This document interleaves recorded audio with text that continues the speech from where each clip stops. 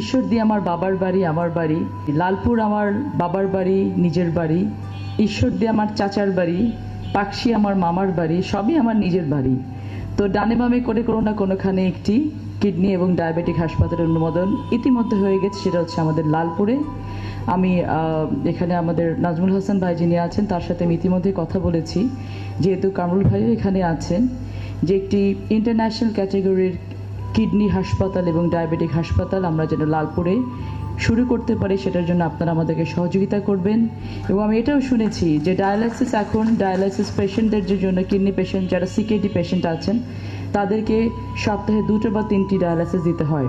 কিন্তু নাজমুল হাসান ভাই আমাকে বলছিলেন যে এমনও বাংলাদেশ, পৃথিবীতে স্বাস্থ্য ব্যবস্থাটা এমন উন্নতি হয়েছে যে 15 দিন পর পর একটি ডায়ালাইসিস নিলেও কিন্তু হয়।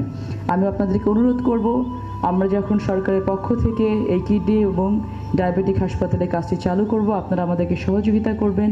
আমরা যেন সেটাকে সেই ইন্টারন্যাশনাল ক্যাটাগরিতে করতে পারি, যেন লালপুর, বাগাতিপাড়া, ঈশ্বরদী, পাবনা সহ রাজশাহীতে চারঘাট, বাঘা সহ সকল অঞ্চলের মানুষগুলো সেখানে এসে সহযোগিতা পায় এবং সুযোগ সুবিধা গ্রহণ করতে পারে। পরিশেষে আমি একটি কথা বলতে চাই যে বর্তমান সরকার যে কোনো ধরনের পজিটিভ কাজের জন্য, যে কোনো ধরনের পজিটিভ এনগেজমেন্টসের জন্য, যে কোনো ধরনের পজিটিভ ইনভেস্টমেন্টের জন্য এবং যে কোনো ধরনের লেজিটিমেট দাবির পেছনে কিন্তু বাংলাদেশ সরকার কাজ করছে, এবং তারা চাইছে যে প্রত্যেকটা অঞ্চল থেকে সেই অঞ্চল ভিত্তিক উন্নয়নের জন্য দাবি নিয়ে আপনারা সরকারের কাছে আসুন এবং সরকারের কাছ থেকে সেটি আদায় করে নিন। আমি কথা দিচ্ছি, লালপুর, বাগাতিপাড়ার সাথে সাথে পাবনা, ঈশ্বরদীর সকল কাজ আমি এই অঞ্চলের মেয়ে হিসেবে আপনাদের পাশে থাকবো ইনশাআল্লাহ। আজকে আমরা এই মেগাসানের যেই পথ চলা শুরু হচ্ছে, সেই পথ চলাকে আমরা আন্তরিকভাবে ধন্যবাদ জানাই, কৃতজ্ঞতা জানাই, শুভেচ্ছা জানাই। তাদের সাথে, তাদের পাশে থাকার প্রত্যয় ব্যক্ত করি এবং আমরা তাদের কাছে চাই যে আপনারা আরও অনেক বেশি মেডিকেল ইনভেস্টমেন্ট হোক, আরও যে কোনো ধরনের ইনভেস্টমেন্ট হোক, আপনারা বাংলাদেশে করার চেষ্টা করবেন। আরেকটি বিষয় এখানে কথা হয়েছে লিমস, বিভিন্ন অর্গানস নিয়ে।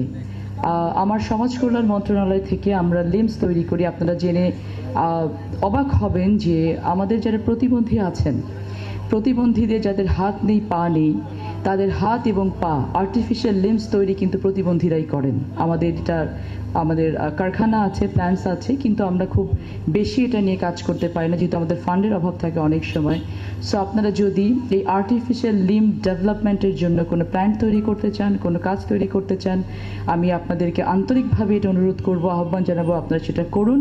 আমাদের সরকার আপনাদেরকে সেই ধরনের সহযোগিতা করবে ইনশাআল্লাহ।